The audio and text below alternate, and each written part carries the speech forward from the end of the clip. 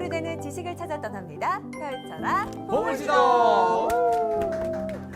네, 두 분은 평소에 박물관 좀 자주 가시나요? 아니면은 좋아하는 박물관 있다 이런 거 있어요? 박물관 사실 평소에 많이 갈 일은 잘 없는데 네. 저는 아무래도 포항에서 가까운 경주에 네. 뭐 경주 국립박물관 그리고 뭐 대중막 박물관이라고 그런 것도 있고 뭐 사실 대구에도 조그만한 박물관 몇 개 있어요. 그 한의학 박물관도 있어요. 양령시에. 박물관 좋아하시는데요? 그냥 우연히 그냥 보고 뭐고 네. 하고 조금 본 정도. 네. 인욱 씨는요? 저도 사실 갈 일은 없고 네, 갈 일이 없어요? 갈 일이 없죠. 네. 없을 수 있죠. 네, 네. 갈 일은 없는데 네. 제주도에 네. 야구 박물관이 또 있어요. 그것도 있고 네. 그것도 이거는 이제 가봤어요. 성박물관도 아, 내가 이거 말할 줄 알았지. 제주도 얘기 나올 때부터 맞아요. 여기 말할 줄 알았지. 가장 독특한 네. 박물관이죠. 성박물관은 한 4-5번 정도 재방문을 하셨다면서요? 아니요. 10번 정도. 10번 정도요? 알겠습니다. 사실 우리나라에는 정말 다양한 주제의 특이한 박물관이 많은데요. 그런데 오늘 모실 선장님 역시 우리에게는 조금 생소한 박물관에서 일을 하고 계신다고 합니다. 바로 불러보도록 하겠습니다. 선장님 나와주세요. 와. 네, 안녕하십니까.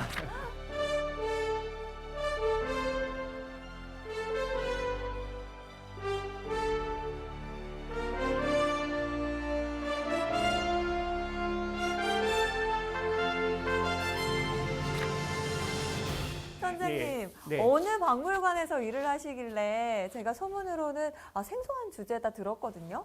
네, 그 서울대학교 병원에 오시면 의학 역사 문화원이라는 그런 연구기관이 있는데 여기에 이제 의학사 연구실이 있고 그리고 의학 박물관이 있습니다. 그래서 이제 우리 한국 근대 의료사 또 현대 의료사를 연구하고 그 연구 결과를 학술서적, 교양서적, 그다음에 박물관의 전시로 이렇게 표현하는 그런 기관입니다. 대학교 안에 있다는 거예요? 서울대병원 안에 병원 있습니다. 안에. 예. 네. 그렇군요. 근래 한 3년 정도, 만 3년 정도 이 코로나19 때문에 엄청난 고통을 겪었잖아요. 그리고 네. 또 그 코로나19 때문에 사회문화적으로 굉장히 많은 변화가 이제 있었죠. 그러면 이제 과거로 올라가서 대체 우리나라의 이제 개항기 또 일제강점기에도 분명히 전염병이 있었을 거란 말이죠. 네. 예. 그래서 그 전염병의 상황을 돌이켜 보면서 전염병으로 인한 한국인들의 희로애락, 예, 이런 것들을 좀 우리가 살펴보려고 해요. 일단 의학과 역사가 만났습니다. 굉장히 흥미로운 주제가 될 것 같은데요. 그럼 바로 우리 김상태 선장님과 함께하는 지식항에 출발해 보도록 하겠습니다. Let's go.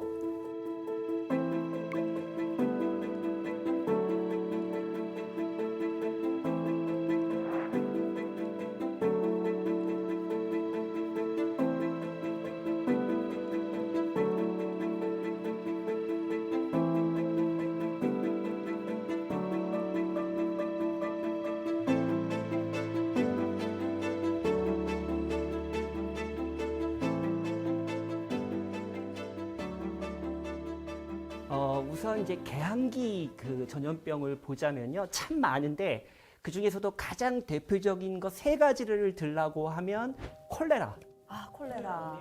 그 다음에 우리가 보통 천연두라고 불렀던 두창, 두창. 그리고 이제 말라리아 이렇게 세 가지를 들 수 있는데요.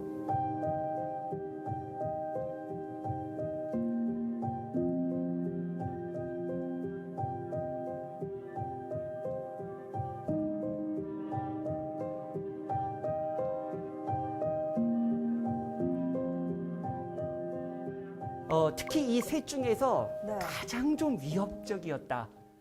어떤 걸까요? 콜레라, 말라리아, 두창 중에서 어느 걸 것 같으세요? 두창. 두창. 네. 콜레라. 콜레라? 콜레라라고 보는 게 좀 더 맞을 것 같아요. 왜냐하면 이 콜레라는 삽시간에 와서 그 파괴력이 어마어마합니다. 전염성이 강하다는 거죠? 그렇죠. 전염성이 어마어마하죠. 그리고 치사율도 높고.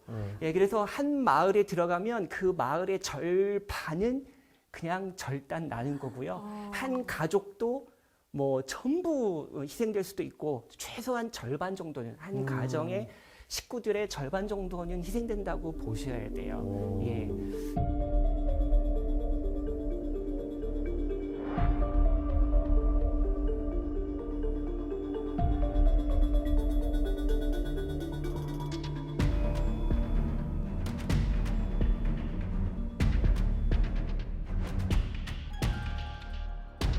이제 19세기 전 세계적으로 콜레라의 전성 시대가 바로 이 19세기입니다.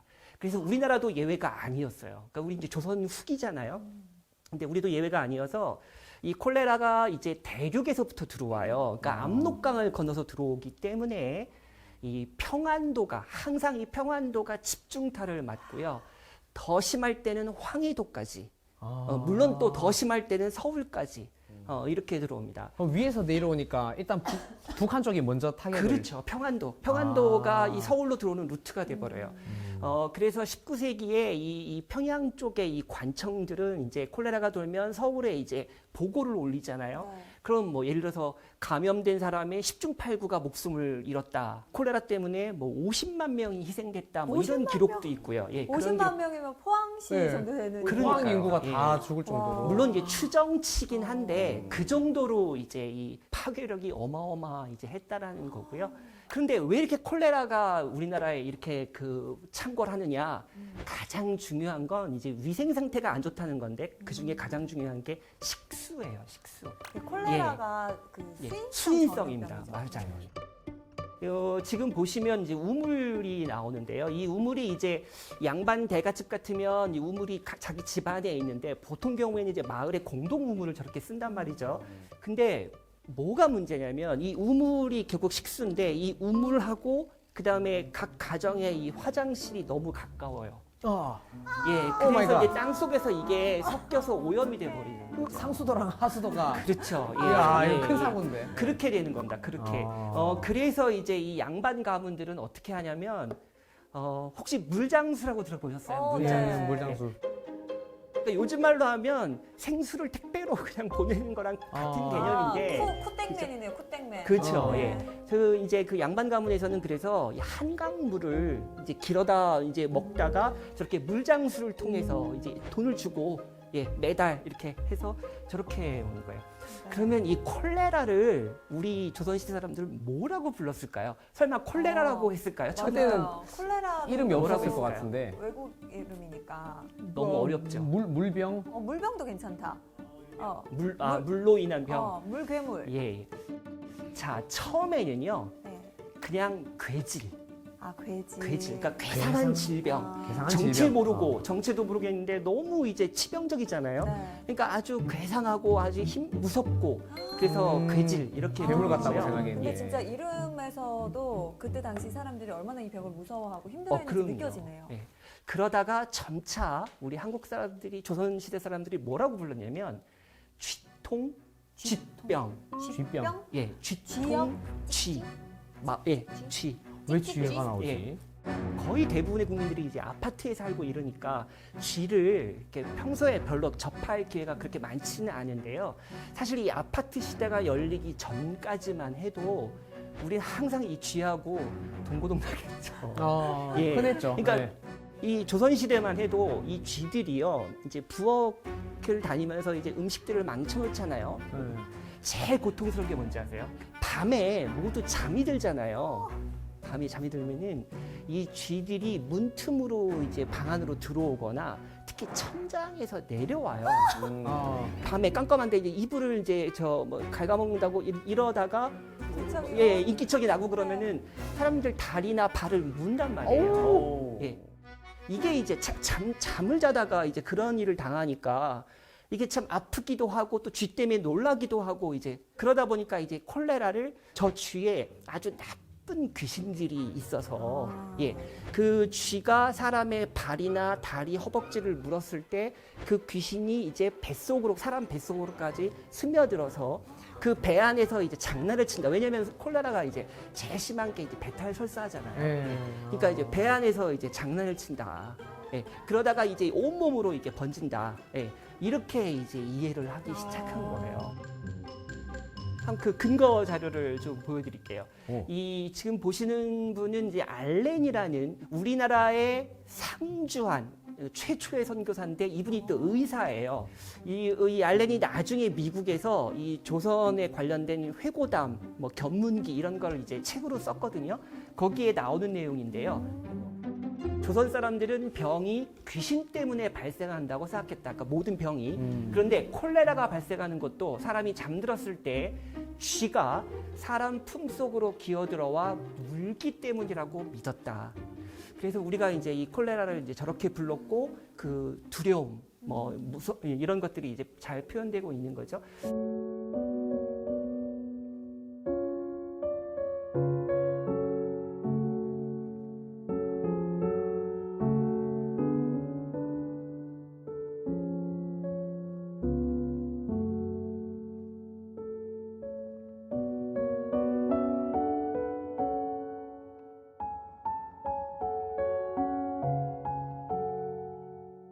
자, 이 콜레라 얘기는 이제 여기까지 마무리를 하고요. 그다음에 이제 우리가 왜 근래에 원숭이 두창 얘기가 좀 나오다가 네. 다행스럽게도 맞아요. 예, 다 그냥 해결이 됐어요. 네. 그죠? 예. 그런데 원숭이 두창 하니까 옛날에도 두창이라는 우리 전염병이 이제 있었단 말이죠. 이걸 이제 우리가 보통 천연두라고 불렀죠. 네. 천연두. 불렀는데 천연두는 일본식 표현입니다. 아. 일본의 그 의학 용어고 중국하고 우리나라에서는 이제 두창이라고 이제 불렀거든요.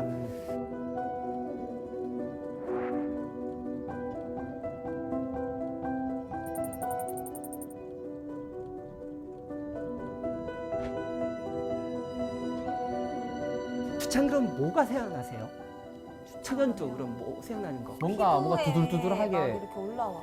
그 두창 천연두 그러면 가장 떠오르는 게 곰보라는 단어죠. 곰보. 아, 얼굴이 곰보? 얼었다. 예, 뭐. 곰보라는 단어예요.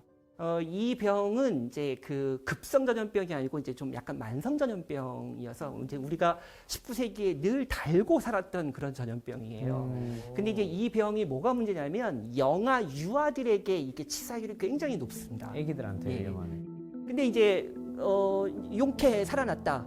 다행스럽게도. 근데 이제 뭐가 문제냐면 곰보 자국이 이제 얼굴에 남는 거예요. 맞아요. 아이가 커가지고 이제 10살쯤 되면 이제 또래 친구들하고 마을 이제 동네 친구들하고 놀게 되는데 소위 말하는 왕따를 당하는 거죠. 이 곰보 얼굴에 곰보 자국이 있다. 놀림받고. 그 대표적인 인물 중에 하나가 누구냐면요.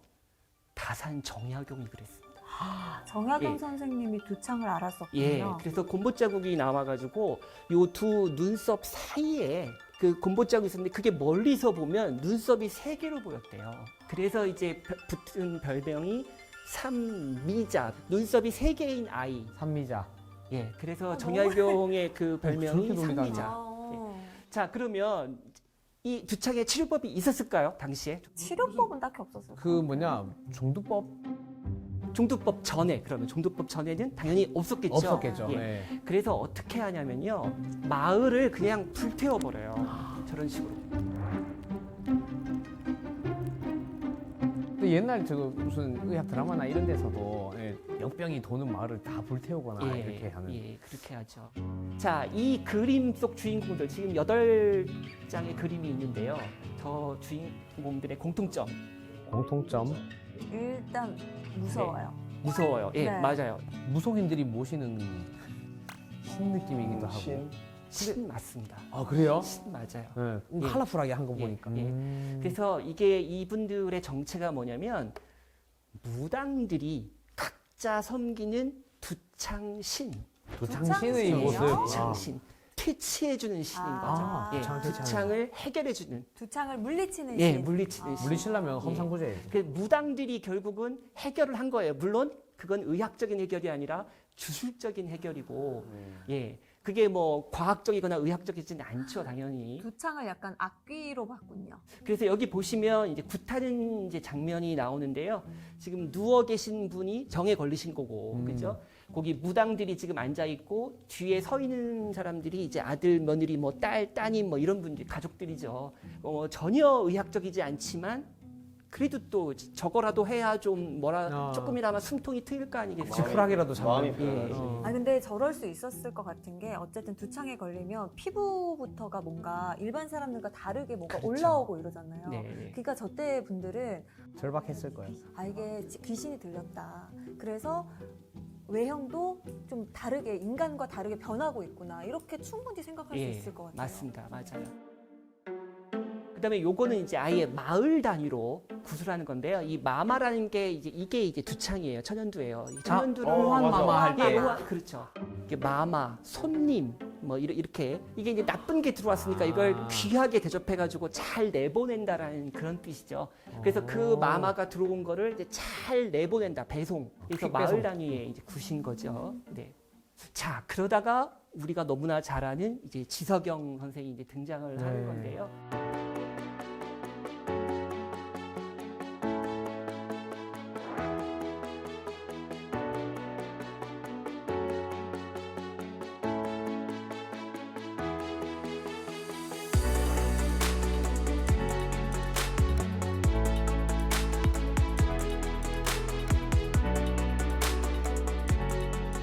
지석영 하면 뭐 종두술 뭐 다 아시죠? 그리고 이 종두침인데요.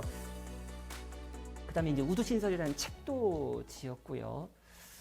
자, 그런데 무당들이 과연 네. 지석영 선생을 좋아했을까요? 싫죠. 싫어. 밥줄을 싫어. 끊게 만드는데. 안 좋아하지, 안 좋아하지. 맞습니다. 맞아요. 그래서 이 이모군란 지석영 선생이 종두를 시행한 지 3년 후거든요. 네. 예, 그때 이미 지석영 선생은 이제 종두로 유명해진 상황이고, 그러니까 무당들은 속으로 얼마나 그 뭐랄까요, 막 이를 악물고 저놈의 지석영 하면서 이제 그랬을 거 아니겠어요? 싫어했겠다. 우리 예. 밥그릇 다 뺏어 먹고. 그렇죠, 그렇죠. 그러다가 이모군란이 나니까 이 무당들이 지석영을 막 제거하려고 이 난리가 났는데 용케 살았습니다. 지석영 선생님이요. 예. 지석영이 더 잘못하면 죽을 용했네요. 뻔했어요. 근데 이제 무당들의 그런 무속인들의 세계를 꼭 그렇게 꼭 경제적인 것만이 아니라 자기들이 신이 있다고 믿으니까. 그렇지. 그 믿음을 또 건드리는 그렇죠. 그걸 거니까. 그 자기들의 종교적인 영역을, 자기들의 그 세계관을 이제 지석영이 건드렸기 때문에 서로 이제 앙숙이 됐던 거고요. 종두술과 관련해서 결국은 이 무속의 세계와 또 의학의 세계, 과학의 세계, 이 둘이 이제 맞붙은 이런 경우라고 이제 볼 수 있는 거죠. 지석영 저분이 또 남몰래 모시던 신이 있었을 수도 있잖아요. 그럴 수 있죠. 네. 무당들. 종교의 자유가 있으니까. 그렇죠. 나중에 네. 그래서 이 지석영 선생을 별명을 종두의 신이라고 붙였어요. 그럴 수 있네. 종두의 신. 예. 맞네요. 그거. 스스로 신이 됐다.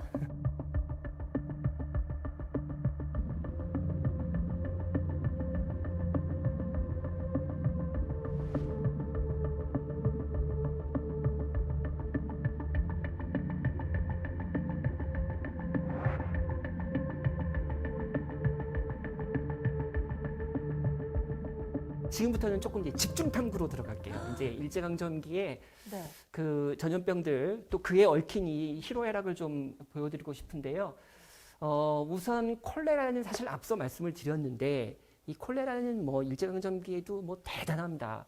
특히 1919년과 1920년, 그러니까 2년 연속으로 여름철에 이 집중적으로 발생을 해서 조선총독부의 공식 통계가 어떻게 되냐면 1919년에 사망자와 중증 환자가 약 11,000여 명, 그다음에 1920년에는 13,000여 명. 근데 더 될 거라고 이제 보는 게 맞겠죠, 아무래도. 예. 자, 그래서 이제 콜레라가 이렇게 이제 도니까 이제 사람들이 죽잖아요. 그러면 이제 흰옷 입은 사람들이 위생 경찰이에요. 위생 경찰. 이제 대부분 다 일본인들이죠. 그래서 이제 이렇게 집집마다 마을마다 집집마다 돌아다니면서 이제 죽은 사람 이제 끄집어내고 또 소독하고 또는 불태우고 뭐 이렇게 이런 과정이고요.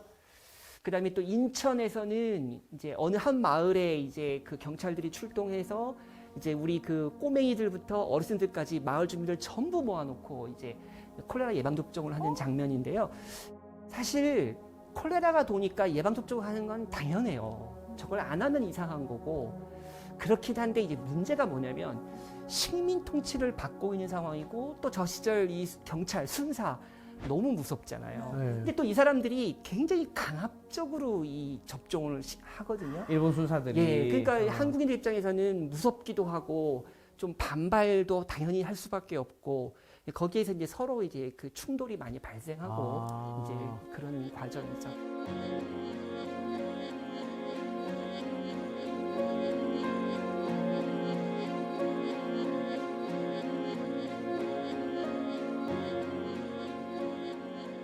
자, 그런데 이 콜레라와 얽힌 아주 좀 재밌다고 해야 될까요? 좀 그런 일이 있는데요. 한번 요걸 한번 봐주세요. 예. 아, 저게 뭐야? 자, 이게 포스터예요, 포스터. 포스터인데 파리가 한 아이를 지금 공격하고 있죠. 무서워라. 예.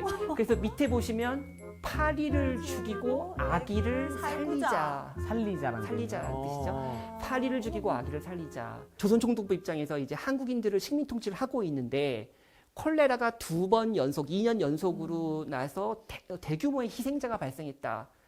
그러면은 총독부 입장에서도 어떨까요? 떨리죠. 이거 한국인들이 가만히 있을까?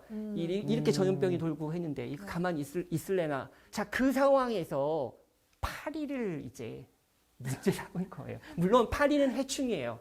어떻게 보면 일본 제국주의 입장에서는 저 파리를 이용하는 거예요. 저기 그러니까 파리 예, 예. 대신에 네. 그러니까 원래는 일본인이 자리 잡을 수 있잖아요. 저 포스터 속에 저 자리를 파리를 넣었네요.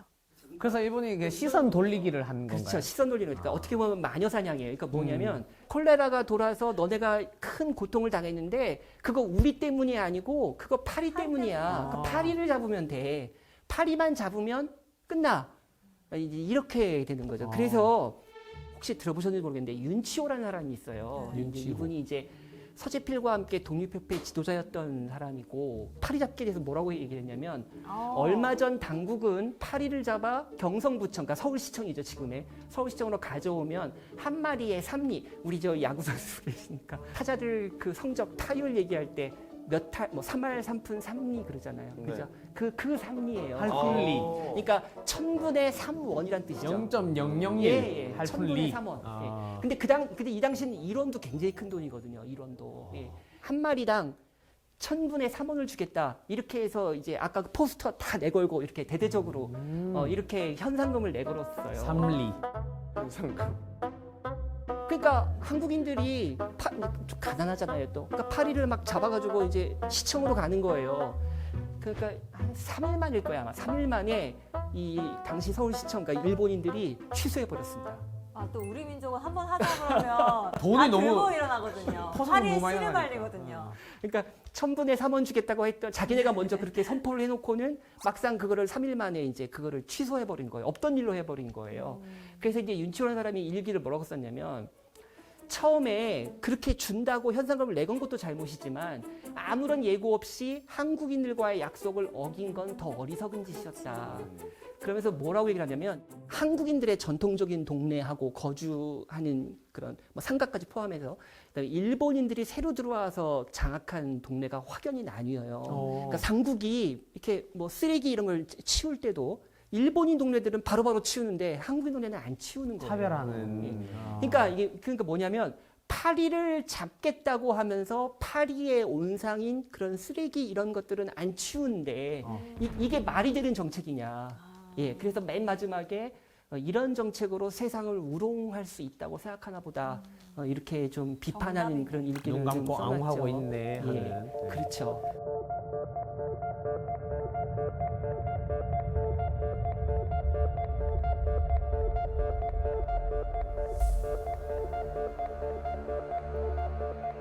자, 결핵이 어떤 병이죠? 결핵. 결핵. 많이 들어보셨죠? 결핵. 기침 어, 기관지. 피를 토하는. 결핵도 참 무서운 병입니다. 이게 공기 중으로 감염이 되는 병이거든요. 예. 그러니까 결핵균에 그 감염된 환자가 결핵 환자의 그 가래 같은 거 있잖아요. 침, 가래 이런 걸 통해서도 이게 전염이 될 수 있기 때문에 역시 또 치사율이 엄청나고요. 예. 여기 보시면 1936년 기사인데 물론 이것도 추정일 겁니다. 1년간 사망자가 4만 명이에요. 1년에 한 해에 4만 명이 죽어요. 이 결핵 때문에. 실제로 이 시절에 각 뭐 중학교 뭐 대학 이런 학생들이요. 이 폐결핵 때문에 휴학을 참 많이 하고 심지어는 이제 죽어요. 예, 학교에 다니던 중에 이제 목숨을 잃기도 하고. 자, 그런데 이 결핵도 역시 치료법이 없습니다. 이때는 약도 없어요. 이 시절은 약도 없던 시절이고. 그래서 이 결핵 환자들이 할 수 있는 일이라는 건 뭐냐면 공기 좋고 사람들 별로 없는 데 가가지고 맑은 공기와 햇볕을 쐬는 겁니다. 햇볕. 지금 여성 환자들이 지금 나와서 지금 공기와 햇볕 쐬고 있는 거거든요. 예. 저거밖엔 방법이 없어요. 자, 근데 이제 결핵 그러면은 뭐가 생각나냐면 네. 우리가 크리스마스 시일이 생각나죠. 결핵 환자 맞아요. 돕기 뭐 이런 결핵 거. 환자 그렇죠. 돕기. 예. 그러면 이게 대체 우리나라의 최초의 크리스마스 시는 언제 나왔을 것 같으세요? 크리스마스 실이면 그래도 네. 한 붙이는 거잖아요. 한 1980년대? 더 좀 올라가 보세요. 더. 더요? 일제 강점기. 예, 일제강점기고. 어, 진짜요? 예, 일제강점기입니다. 예, 바로 이 사람이에요. 이 사람이 이제 셔우드홀이라는 이제 아까 그 해주에 결핵 전문 요양원을 만든 사람이 바로 이 사람이고요. 근데 이 사람이 왜 크리스마스 시를 만들었냐면은 크리스마스 좋아하는 한국인들에게 결핵이 얼마나 위험한 병이고 어떻게 해야 그래도 그나마 조금이라도 예방이 되는지를 이제 알려야 되잖아요. 알리기 위해서. 또 치료도 해야 돼요. 그러면은 뭐가 필요하죠? 돈. 돈이 필요하죠. 모금. 예, 자금이 필요하잖아요. 그래서 이제 어느 날 생각하기를 우리 어렸을 때 크리스마스 실 가지고 이렇게 서로 보내고 했었는데 그거다. 이걸 내가 만들어 봐야 되겠다. 그래서 이 셔우드홀이 첫 번째 크리스마스 시를 직접 도안했어요. 우와, 궁금해요. 자, 여기서 제가 퀴즈 하나 낼게요. 자, 저 사람이 과연 네. 어떤 소재를 가지고 만들었을까요?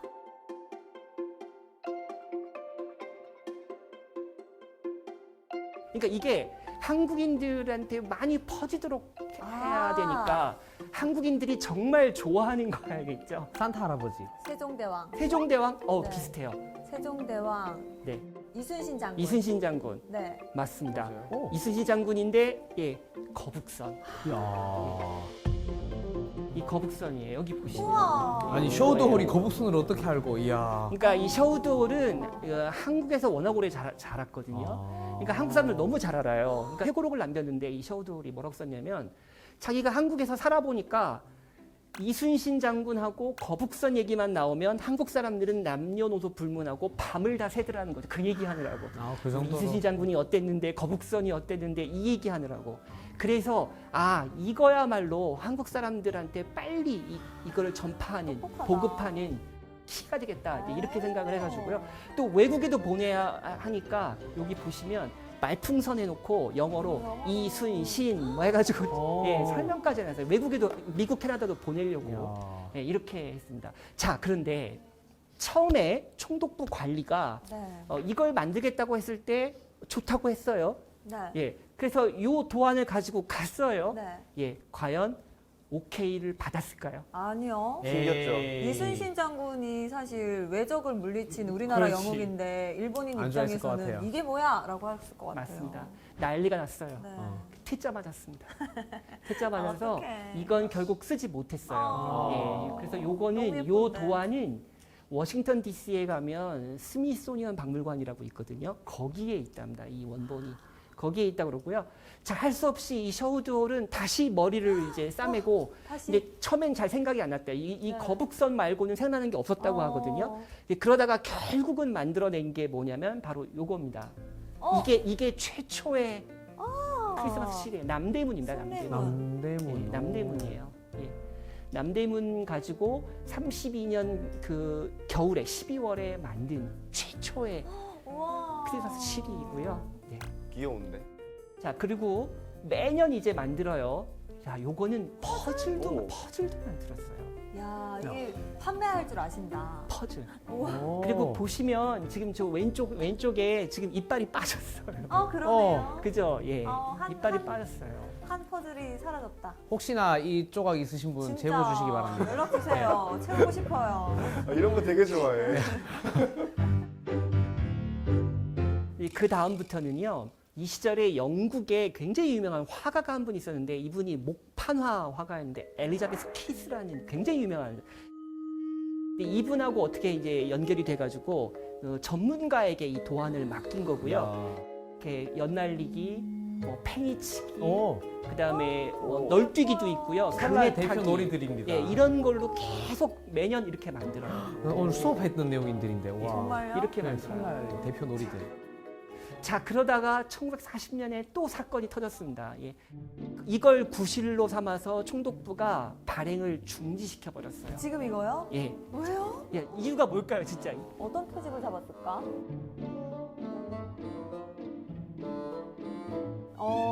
너무 남매가 사이가 너무 좋아 보이는 거죠. 추워 보이는데 옷을 너무 얇게 입혔나? 그 뭐라고 했냐면 총독부에서 저 뒤에 산이 금강산이고 금강산은 한국인들에게 백두산만큼이나 민족의 어떤 산 이런 거니까 그 민족 의식을 항일 의식을 고취했다. 그래서 이제 지금부터는 발행 취소 해가지고 해방될 때까지 그래서 발행이 안 해요. 에이, 저게 대구 앞산인지 어떻게 알고? 그러니까 저걸 금강산이라고 야. 이제 해서 그러니까 이 정도면 이거를 못하게 하려고 그냥 싫었던 예, 거네요. 그렇죠. 네. 아.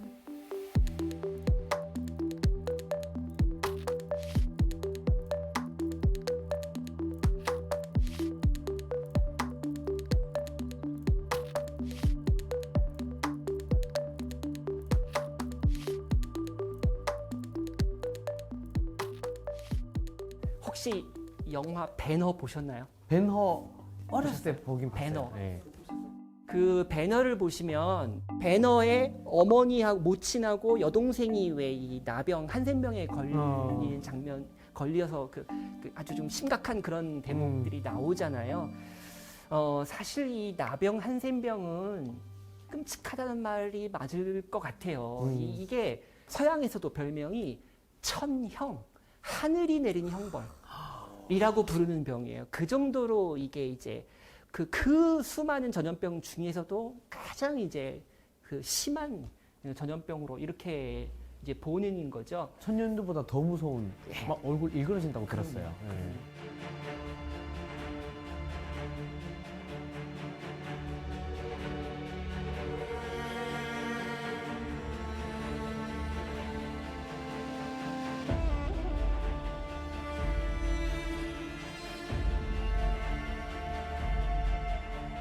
피부가 이제 문드러진, 그래서 문둥이잖아요.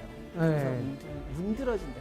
그러니까 썩거나 뭐 이렇게 피부가 달아 없어진다는 뜻입니다. 그래서 주로 이제 얼굴이나 손발부터 이제 이게 없어지죠. 그럼 피부가 없어져 버리면 이제 뼈가 드러나게 되고 그럼 다 감염되잖아요. 피부가 이거 막아줘야 되는데, 그렇죠. 그죠? 그러니까 공포의 대상이다 보니까 뭐 그 문둥병 환자들이 뭐 아이들 뭐 잡아다가 뭐 간을 빼먹는다 뭐 이런 얘기. 온갖 그게 희귀한 이제 소문이 막. 그렇죠. 그런 식이 이제 되는 거죠. 그래서 그 우리나라에는 보통 한 15,000명 정도 환자로 이렇게 이제 추산이 됐었고요. 진짜 끔찍한 거 하나 보여드릴게요. 이런 사건들이 많았습니다. 이 보시면요, 1928년에 있었던 이제 일인데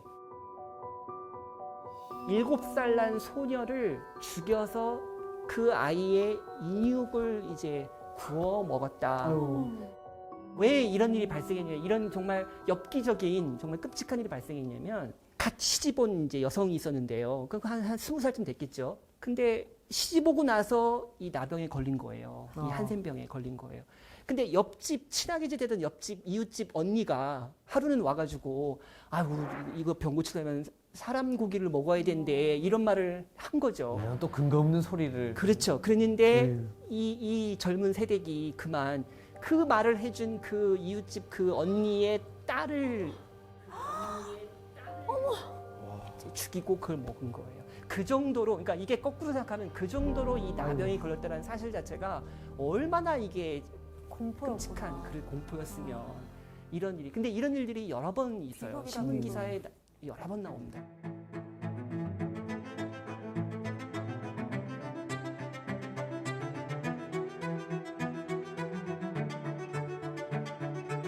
자, 1909년 이제 전라도 광주예요. 광주에 한국 최초의 나환자 수용 시설이 이제 저렇게 생겼어요. 지금 무슨 벙커 같은데요? 저게 병원이라고요? 넓은 의미의 병원이죠. 넓은 의미. 저 거의- 안에. 이거는 거의 무슨 석빙고 같은데요? 뭘까요? 네. 석빙고? 아, 석빙고라는 답 참 많이 나오지만 고인돌 아닙니다. 같아요. 고인돌. 아니에요. 힌트 드릴게요. 경기도 이천. 쌀 저장소. 살주장소 말고 이천 도자기. 도자기. 그렇습니다. 이천, 여주, 광주 다 도자기잖아요. 예, 저게 가마예요. 도자기 굽던 가마인데 이제 저때 이제 안 쓰던 거 저거밖에 없는 거죠. 그나마. 자, 그래서 이제 저 가마가 나중에 이제 이렇게 그래도 번듯한 병원이 됐어요. 다행이다. 그래서 광주 나병원이라고 하는데 이제 나병원. 환자들 모습이고요.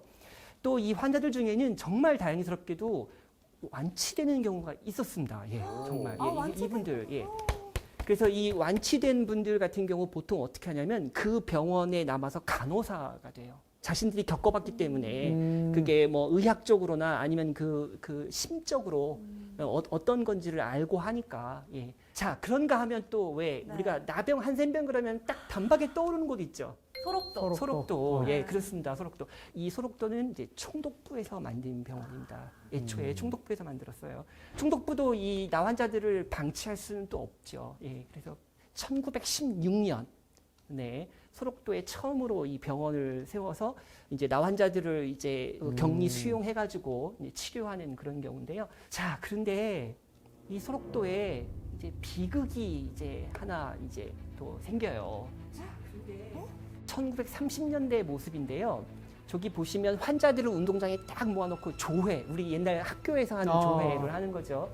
그런데 이 소록도 병원장은 다 이제 일본 사람들이 와요. 이 나병의 정말 전문가이면서도 정말 인격적인 사람. 그래서 예, 환자들에게 또 한국인 환자라고 해도 굉장히 정말 의사와 환자로서 이렇게 대해주는 그런 경우였는데 문제는 어딜 가나 꼭 빌런. 조금 심한 말로 악질들이 있단 말이죠. 어딜 가나. 예, 지금 저 조회하고 있는 저 사람이 그래요. 스호라는 일본인 병원장인데 이 양반이 좀 악질이어가지고 독재자입니다. 독재자. 거기다가 또 한국인이라고 또 이제 민족차별까지 이렇게 이제 하는 사람이었죠. 특히 이제 저 병원장의 이제 오른팔 왼팔들이 있는데 이 남자 간호사들 다 일본인들이에요. 이 남자 간호사들 이 사람들이 이제 정말 어떻게 보면 행동대장 같이 해서 이제 폭행도 하고 뭐 말 안 듣고 하면 잡아다가 뭐 고문도 하고 뭐 이러는 사람들이에요. 이 소록도 병원에는 이렇게 감금실도 있고요. 환자들을 정말 못 살게 구는 거예요. 예, 그러니까 인간 이하의 대접을 이제 하고 있는 거죠. 자, 그러다가 이제 사건이 터진 거예요. 저 한 사람이 잡혀가고 있죠. 예, 저 사람이 이제 이춘상이라는 사람이에요. 이춘상이라는 젊은 환자였는데 이제 이 소록도 병원에 들어와가지고 몇 년 살아보니까 이게 말도 안 되는 거예요. 우린 환자일 뿐인데 환자 대접도 못 받고 또 한국인이라고 또 멸시와 차별을 받고 그래서 이제 참다 못 참아가지고 내가 저 병원장을 죽여야 되겠다. 예. 그래가지고 조회하러 이제 동선을 알잖아요. 조회한다 그러면 이제 그 관용차를 타고 쭉 와서 어서 내릴 거 아닙니까? 그럼 이제 그 나무 뒤에 숨어 있었어요. 칼을 들고. 그래서 이제 달려들어서 찔렀는데 그 자리에서 즉사했습니다. 이 수호라는 원장이. 예. 그래서 이춘상 이 환자가 그 수호라는 병원장을 이제 죽인 거죠. 그래서 잡혀가는 모습이고요.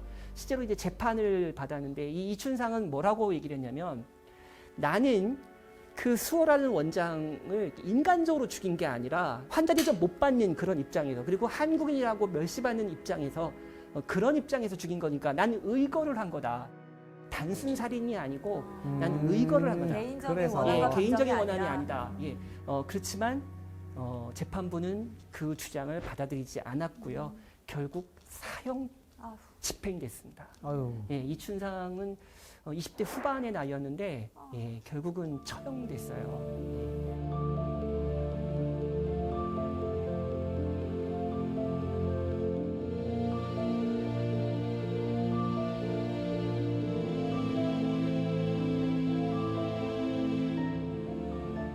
너무 전염병 얘기만 하니까 조금 좀 분위기를 조금 좀 네. 다시 좀 환기시키기 위해서 좋아요. 예, 일제강점기에 약국이 있었을까요?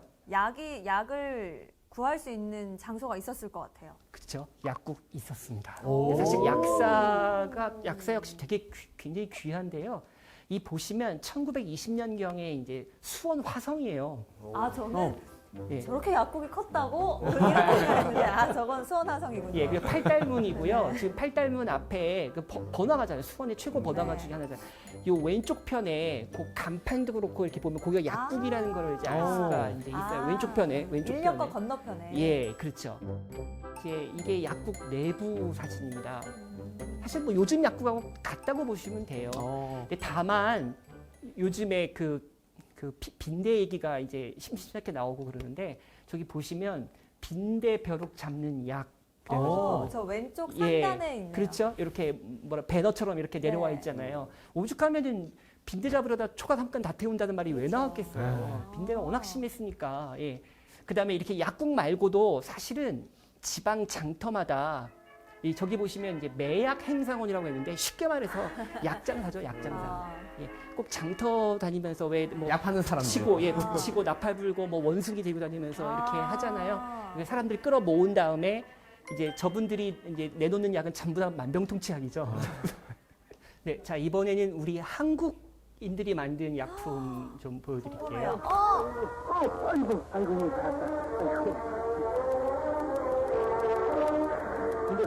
네, 활명수. 저 때부터 있었군요. 아, 예. 활명수 할 때 그 활명수인가요? 예, 그렇습니다. 활명수는요. 아. 지금 그냥 사람 나이로 만약에 친다면 120세도 넘었어요. 자, 지금 보시면 이제 동화약방 활명수인데 저기 부채표 보이시나요? 부채표를 확인해야 돼요. 맞아요. 부채표를 저 때부터도 그렇게 강조를 했습니다. 저 회사가 왜 그렇게 유난을 떨었을까요? 저 회사가 왜냐하면 이유가 있습니다. 이유가 따라하는 회사들이 많았을 것 같아요. 그렇죠. 유사품. 유사품이 많아서 네. 그래요. 보여드릴게요. 유사품이 진짜 많아서 그랬습니다. 자, 이게 이제 활명수 신문 광고인데 여기도 보시면 화살표로 테두리로 해가지고 이 약을 사시려면 부채표를 부채표. 확인하세요라고 지금과 똑같은 멘트를 지금 하고 있잖아요. 부채표. 그죠? 예. 1929년에 재생당 약방이라는 이 제약회사는 굉장히 이 당시 큰 제약회사거든요. 근데 여기서 활명액, 활명수, 활명액 그리고 또 너무 선정적이잖아요. 광고가. 왜냐면 시선을 끌어야 되니까. 아. 그죠? 오리지널은 따로 있고. 예, 그러니까 좀. 이야. 마음에 드는데? 그러니까 이런 분들이 또 유사품 사는 거지.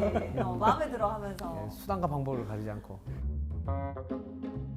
그다음에 안티프라민 오. 이거는 정말 요즘엔 모르겠는데 예전에는 정말 집집마다 뭐 없어서는 안 되는 정말 베스트셀러죠. 안티후라민. 스테이셀러죠, 예. 스테이셀러. 그래서 이 유한양행이라는 회사가 이제 거의 100주년이 다 돼갑니다. 아마 한 2, 3년 후면 아마 100주년일 거예요. 오. 그 다음에 고약이라고 아세요? 고약? 고약? 고약. 고약. 고약 고약하다. 들어봤어요. 사실 고약, 고약하다. 그 고약 맞습니다. 아, 진짜요? 예. 그 고약 나죠. 그 고약. 예. 저게 이제 붙이는 건데 마치 우리 데일밴드 붙이듯이 이렇게, 네. 이렇게 붙이는 그런 형태인데 냄새가 좀 고약해요. 아, 진짜 그거구나. 자, 이게 신문 광고, 약품 광고 중에 최고 압권입니다. 제가 볼 때는. 한번 보세요. 1915년, 100년도 더 됐죠. 네. 근데 자양환이라는 약은 요즘 말로 하면 어른들 그냥 영양제, 자양 강장제. 그렇죠. 뭐 그런 거예요. 영양제인데. 자, 여기서 중요한 건 뭐냐면, 자, 저 약을 먹으면 먹을수록 체형이, 몸매가, 체형이 뚱뚱해진다. 어떻게 된다는 거죠? 예. 그러니까 건강해진다. 체격이 커진다. 그러니까 저 시절에는 저렇게 저 맨 끝에 있는 저 아주 그 멸치. 뚱뚱한 분 있잖아요. 아, 저기. 예, 저분이 건장한. 성공한 사람이에요. 지금이랑 건강한 좀 사람, 성공한 사람. 고도 반대네요. 비만이 되고. 그러니까 지금하고는 굉장히 다르죠. 지금은 저 화살표 방향을 반대로 반대로. 해놔야 저 그래야- 약이 잘 팔릴 그래야 텐데요. 그렇죠. 네. 이야. 저기 제일 끝에는 지금 유재석이야. 여기 강호동이에요, 뭐야? 강호동과 유재석. 네. 그러니까 이게 100년 사이에 어. 그만큼 이렇게 획기적으로 변한 거예요. 어. 예. 저 때는 우리가 너무 가난하고 맞아, 못 예, 그러다 보니까 저렇게 살찐 저런 체형이 저거야말로 정말 가장 행복하고 성공한 네. 그런 이상적인 사람으로 체형. 그렇게 인식을 했기 때문에 저런 광고가 나온 거죠. 그렇죠? 예. 시대상을 볼 수 있는. 네.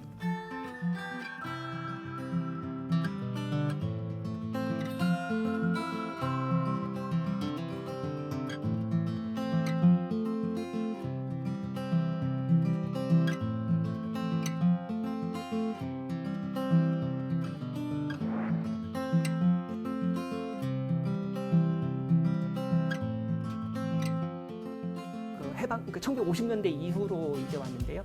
기생충. 우리 기생충 그러니까 갑자기 또 영화 기생충이 영화 생각이 난다면 생각납니다. 네. 예, 이 기생충 왕국이라고까지 표현되던 시절이 있었습니다. 있었어요. 1962년에 아시안 게임 후보 선수들, 아직 이제 대표 선수를 추리기 전에 그 후보 선수들의 무려 93.4%가 기생충 환자였다. 아. 예. 여기 조선일보 신문 보시면 제목이 기생충 왕국이잖아요. 아. 국민 8알이 감염돼 있다. 그럼 왜 그랬느냐? 일단 가난해서 그래요. 가난해서. 가난하다 보니까 먹을 게 별로 없다 보니까 특히 아이들 한참 먹어야 되는데 그것도 고르게 영양분을 고르게 섭취해야 되는데 그게 안 되다 보니까 그러니까 이제 기생충에게 이제 많이 이제 당하는 거죠. 맞습니다. 당할 수밖에 없는 거죠.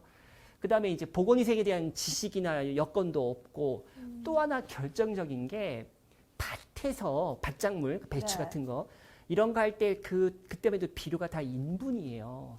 그러다 보니까 예. 근데 이제 농부들은 또 맨발로 들어가서 일을 하고 아이들 또 옆에 와서 엄마 아빠 일할 때 또 옆에서 맨발로 이제 밭에서 뛰어놀고 하다 보니까 이게 이제 이 기생충들의 이제 먹잇감이 되는 거죠. 예, 먹잇감이 되고.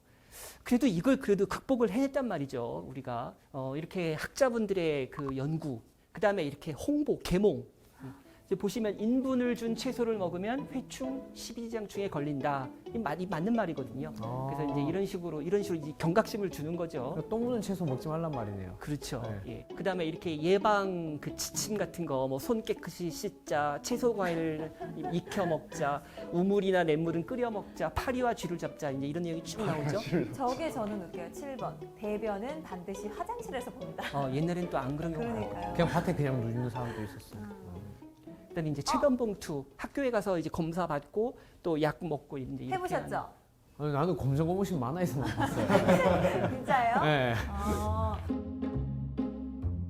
그다음에 이 전염병은 아닌데요. 이 1960년대 70년대에 또 하나 이 우리 한국인들을 정말 괴롭혔던 바로 연탄가스 중독입니다. 이 연탄이라는 게요. 화력이 대단히 좋은 예, 저 효율성이 되게 대단히 높은 연료예요. 그래서 이제 연탄 가지고 난방도 하고 그다음에 이제 부엌에서 이제 음식도 장만하는데 이제 쓰잖아요. 그리고 값이 싸요, 저게. 상대적으로 값이 저렴한 편입니다. 화력도 좋은데. 근데 이제 그 유일한 문제점이 너무 이게 위험해. 세요. 너무 세요. 근데 가스. 이 연탄가스 이제 일산화탄소잖아요. 이산화탄소의 냄새도 별명이 안 혹시 뭔지 아세요? 삼무의 저승사자. 산모의 저승사자. 삼무. 세 가지가 없다라는 거거든요. 무색무취. 그렇죠. 그러니까 냄새도 없고 맛도 없고 색깔도 없고. 예. 근데 이게 무향까지. 저승사자죠. 이게 저승사자. 옛날에는 왜 그 집집마다 식구들이 많았잖아요. 그래서 한 집에 최소 한 명은 연탄가스 중독으로 죽거나 아니면 뭐 다행히 살아나거나 뭐 그랬다고 할 정도로 그 정도로 심했죠. 예. 그러다가 나온 것이 뭐냐면 윤덕노 교수님이 이제 성공시킨 고압 산소 장치. 그러니까 중독된 사람을 저 통 안에 넣어요. 넣어서 이제 산소를 고압으로 해가지고 산소를 공급해 주어서 고밀도의 산소를. 그렇죠. 그럼 그런데- 이게 이때 나온 거야? 우리 그거 운동선수들은 하거든요. 안에 아 들어가서 그래요? 하는 거. 몰랐습니다. 와. 저게 1970년대에 이제 그 성공을 했는데, 근데 저것도 이제 뭐랄까요, 한계는 있죠, 한계. 한 사람밖에 못 들어가요. 그렇죠. 지금도 한 사람밖에 못 들어가던데. 이제 시간이 지나면서 이제 2명, 어. 그리고 이제 나중에는 10명도 들어가는 것이 이제 그 개발이 되긴 됐었는데, 그렇게 뭐 대중화되지는 못했고요. 예. 아무튼 그래도 그나마 그래도 이 고압산소 장치가 개발이 돼서 그래도 또 그 중독된 분들을 또 많이 또 살리기도 했고요. 이야.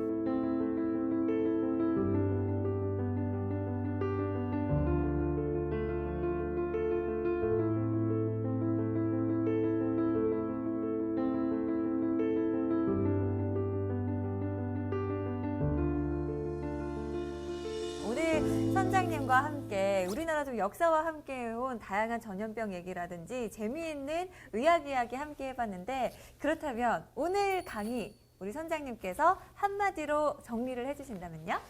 예, 오늘 개항기와 일제강점기 또 해방 후까지 이렇게 각종 전염병 얘기도 나오고 또 그에 얽힌 우리 한국인들의 정말 아주 처절했던 삶도 많이 나오고 그랬잖아요.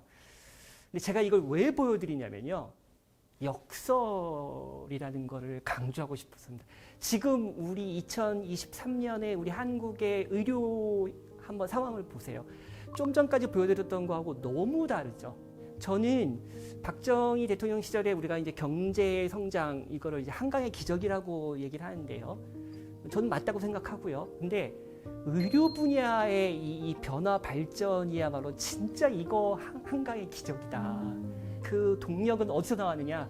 결국 우리 국민들의 힘이에요. 예, 국민들 스스로가 이렇게 경제, 사회 문화 다 키워놨기 때문에 이게 이제 누릴 수 있는 거고, 우리가 대한민국 국민으로서 자부심을 가져도 된다. 예, 이 말씀을 드리고 싶습니다.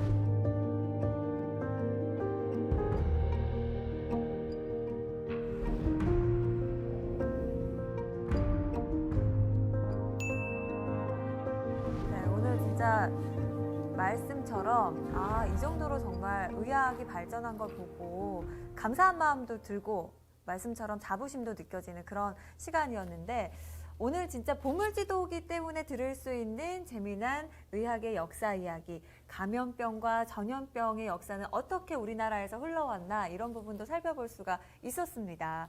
두 분도 오늘 좀 재밌게 열심히 들으시더라고요. 네. 인욱 씨도 역사 이야기였지만 오늘 굉장히 흥미로웠죠? 네, 재미는 있었는데 항상 뭐 모든 주제가 저한테는 똑같지만 어디서든 들을 수 없는 그런 주제들이 많잖아요. 네. 근데 재밌었고 예방책이 지금과 똑같이 손 씻기 이런 거가 또 원래 옛날부터 그랬던 게 조금 신기하기도 하고. 네, 저는 사실 이제 의학 이 역사 이야기 쫙 들으니까 역사를 기반으로 우리가 또 지식이랑 정보 그리고 기술이 있다 보니까 지금은 옛날만큼 두려워하지도 않고 막연한 괴질로 보는 게 아니고 지금은 이제 이 정체를 알고 대응할 수 있으니까 그것만으로도 감사한 것 같아요. 여러분 안 아픈 게 최고입니다. 네, 조심하세요. 맞습니다. 오늘 보물지도는 여기서 마무리를 하지만 또 지식항해는 앞으로도 계속됩니다. 외치면서 끝내보도록 할게요. 다음 주에도 찾아라 보물지도!